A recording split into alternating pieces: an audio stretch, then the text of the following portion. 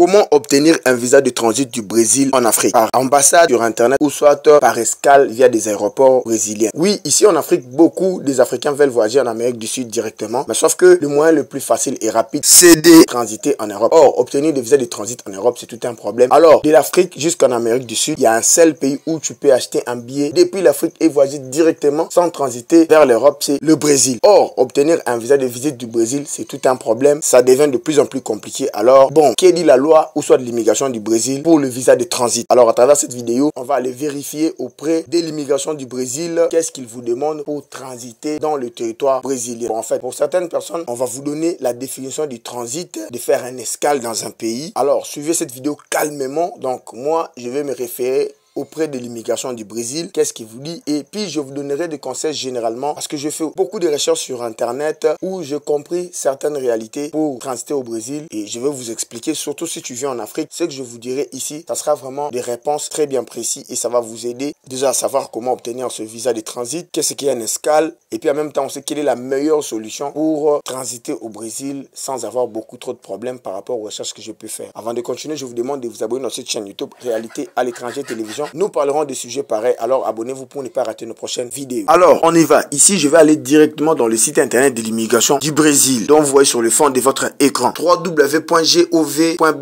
ministère des Affaires étrangères, visa de visiteur Vivis. Article publié le 21 juillet 2022 à 9h36, mise à jour le 15/5 mois 2025 à 11h09. C'est vraiment à jour. Alors ici, ça nous intéresse le numéro 1, visa de visiteur Vivis, tourisme et transit. Bon, vu que nous n'avons pas besoin d'un visa visiteur, nous avons besoin d'un visa de transit. Alors, on va descendre en bas pour aller rechercher le transit. Qu'est-ce que l'immigration du Brésil dit à propos? Ils transitent dans leur pays. Alors, je tenais à vous rappeler qu'il y a une règle générale pour un visa visiteur du Brésil. Je tenais aussi à vous les lire pour que vous puissiez avoir un peu une idée générale pour le visa visiteur du Brésil. Le visa de visiteur Vivis sont destinés à ceux qui voyagent au Brésil pour des séjours maximum de 90 jours sans intention d'établir leur résidence à des fins de tourisme et de transit.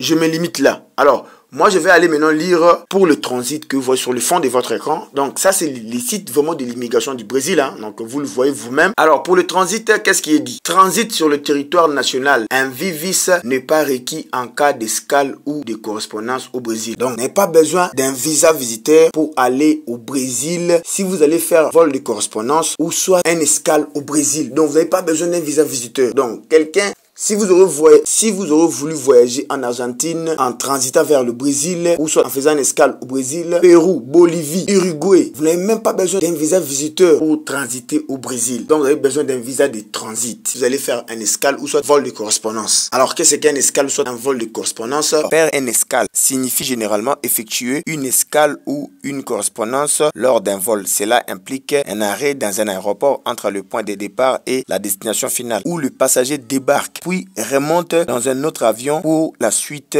du voyage. Et faire un vol de correspondance veut dire ou vol avec correspondance est un itinéraire de vol où le voyageur doit changer d'avion pour atteindre sa destination finale. Cela signifie une escale dans un aéroport différent de celui de départ et d'arrivée. En fait, vous allez tirer vos propres conclusions. Je continue à lire. À condition que le visiteur ne quitte pas la zone de transit international ou soit titulaire d'un billet unique sous une référence de réservation unique. C'est-à-dire qu'ici, il y a deux choses. Soit vous ne quittez pas la zone de transit ou soit vous avez un billet direct. Donc, par exemple, pour être un peu plus clair, quittez par exemple l'Afrique à partir de l'Angola, vous allez monter votre vol pour voyager en Argentine, soit Uruguay. Vous avez un plan de voyage direct sans quitter l'aéroport ou soit entrer au Brésil ou soit avoir d'autres vols à l'intérieur du Brésil. Donc, vous avez tous vos papiers qui prouvent quand même que vous allez en Argentine, en Uruguay, en Bolivie ou soit au Pérou ou soit dans d'autres pays en Amérique du Sud, mais vous passez juste dans des aéroports brésiliens. Je continue à lire. Si les voyageurs ne bénéficient pas d'une exemption